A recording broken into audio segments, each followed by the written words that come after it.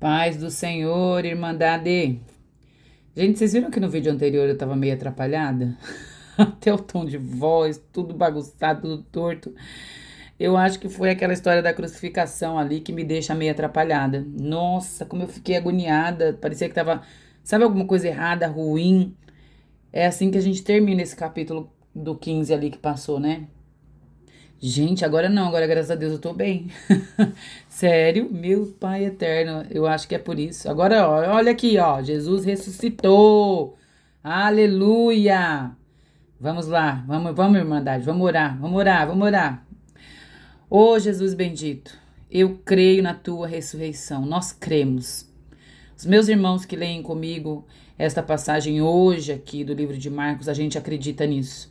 Eu sei que tem pessoas que não acreditam que talvez vão assistir, né, essa gravação, e que o Senhor fale com eles aquilo que o Senhor quiser falar e faça com eles aquilo que o Senhor quiser fazer, porque agindo o Senhor, eu sei que ninguém pode impedir. Que esse amor inconfundível, esse poder maravilhoso possa nos atravessar o peito e quebrantar os nossos corações. Às vezes a gente está aqui até com o coração endurecido, mas que o nosso coração seja derretido pelo poder do teu amor, o calor do teu amor. Nós te louvamos. Nós te louvamos pelo teu nome, ó Cristo amado das nossas almas. Amém. Ô, gente, é maravilhoso começar esse texto assim. Eu fico até aliviada. Oh, meu Deus. Confesso que eu tava meio agoniada gravando ali o anterior, não saiu nada direito, é sério. Vão lá ver depois. Mas vamos lá, gente. Nós terminamos o capítulo anterior. Tinha sofrimento de Cristo, a entrega dele, a humilhação, e ele sofreu tudo aquilo mesmo. Aí no capítulo anterior, eu não li pra vocês, tá aqui no 15, vou até puxar pra cá, ó. Essa partinha aqui das mulheres, tá vendo aqui, ó? Eu não li estrategicamente porque isso vai dar o pano de fundo pra gente começar aqui o capítulo 16. Tá vendo, ó? Mas aqui no capítulo 15 ainda, vamos ler o 40, o versículo 40, o 41 e o 47, só pra gente entender o que eu tô falando aqui, ó. Daí vem aqui, ó, algumas mulheres, tá vendo aqui? Do 40 e 41, e depois a gente vai lá pro 47. Diz assim, ó, algumas mulheres estavam observando de longe. Entre elas estavam Maria Madalena, Salomé e Maria, mãe de Tiago. Dá pra ver, né? Dá. E mãe de Tiago, o mais jovem, e de José. Na Galileia, elas iam seguindo, ó, elas tinham seguido e servido a Jesus. Muitas outras mulheres que tinham subido com ele a Jerusalém também estavam ali, ó. Quem eram os seguidores? Os discípulos. Então elas eram discípulas. Essas mulheres estavam ali seguindo Jesus antes e agora elas estavam de longe ali olhando. E aqui no 47 diz assim, ó, Maria Madalena e Maria, mãe de José, viram onde ele fora colocado. Elas foram desde a crucificação até o momento em que o corpo de Jesus foi sepultado. E aí, como eu falei, é o pano de fundo, né? Pra gente começar a ler. Isso sinalizou o que ia acontecer aqui no capítulo 16. Agora nós vamos ler. Vamos ler do 1 até o 8. Aí diz assim, ó, deixa eu até abrir aqui, porque agora vamos lá. Quando terminou o sábado, Maria Madalena, Maria mãe de Tiago e Salomé compraram especiarias aromáticas, ó. Elas estavam observando, quando viram que ele foi sepultado, elas compraram essas especiarias para ungir o corpo de Jesus. O que elas iam fazer? Ó, ungir o corpo de Jesus. No primeiro dia da semana, ou seja, gente, domingo. E ali era sexta. A paixão de Cristo, a morte de Cristo, foi na sexta. E aqui já era o terceiro dia. Eu coloquei até aqui do ladinho, tá vendo? Terceiro dia, que era o primeiro dia da semana, que era domingo. Bem cedo, olha aqui, bem cedo, ao nascer do sol, elas se dirigiram ao sepulcro, porque elas tinham visto onde ele estava. Ao sepulcro, perguntando umas às outras. Isso aqui é interessante, né? Elas foram para lá, mas se elas tinham visto onde ele tinha sido colocado, elas viram que tinha uma pedra bem grande, né? Então elas perguntavam umas para as outras assim: quem removerá para nós a pedra da entrada do sepulcro? Elas não sabiam. Mesmo assim, elas foram. E aí no 4, quando porém verificaram que a pedra viram que a pedra, que era muito grande, havia sido removida. Olha isso, sido removida. Entrando, no sepulcro, viram um jovem vestido de roupas brancas, sentado à direita, e ficaram amedrontadas. No 6, não tenham medo, ele diz. Vocês estão procurando Jesus. Lembra que eu falei lá em Mateus? O céu sabe o que nós procuramos? Vocês estão procurando Jesus, o Nazareno, que foi crucificado. Ele ressuscitou, não está aqui. Vejam o lugar onde haviam colocado.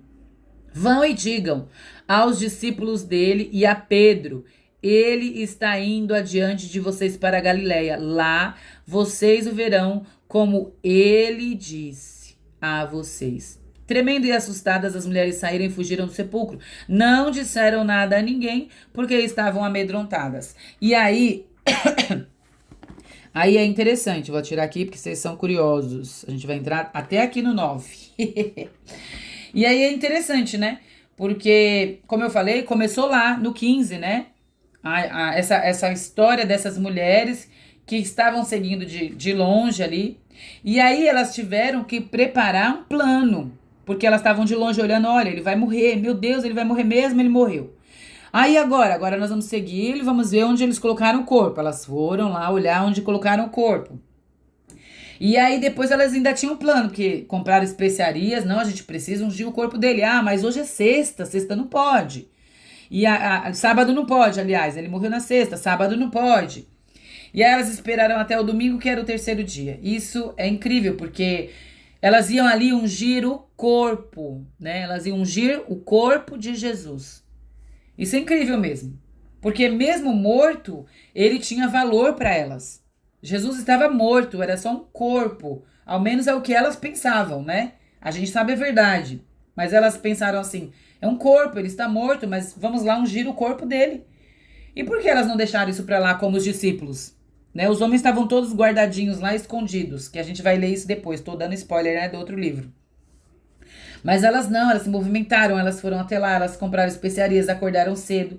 No versículo 3 está escrito bem cedo, né? Aqui, ó, bem cedo, tá vendo? Eu deixei de outra cor. Porque foi preciso preparar a noite, então. Tudo que elas iam fazer, elas tiveram que preparar a noite ou no dia anterior. Lembra que eu falei que elas tinham um plano? Elas só não sabiam bem como elas iam executar esse plano, porque elas não sabiam quem que ia removê-las. Elas começaram a falar umas para as outras, ó, quem removerá a pedra para nós? Elas não sabiam como executar isso. Mesmo assim, elas queriam ir até lá. Elas queriam fazer algo por Jesus. Elas não desistiram. Elas ficavam, quem ia remover essa pedra? Elas não sabiam. Mas elas não desistiram. Mesmo assim, elas insistiram e foram até lá, porque elas queriam servir mesmo o corpo de Jesus. No versículo 4, perdão, quando verificaram que a pedra tinha sido, né, movimentada, elas simplesmente não voltaram da porta, não.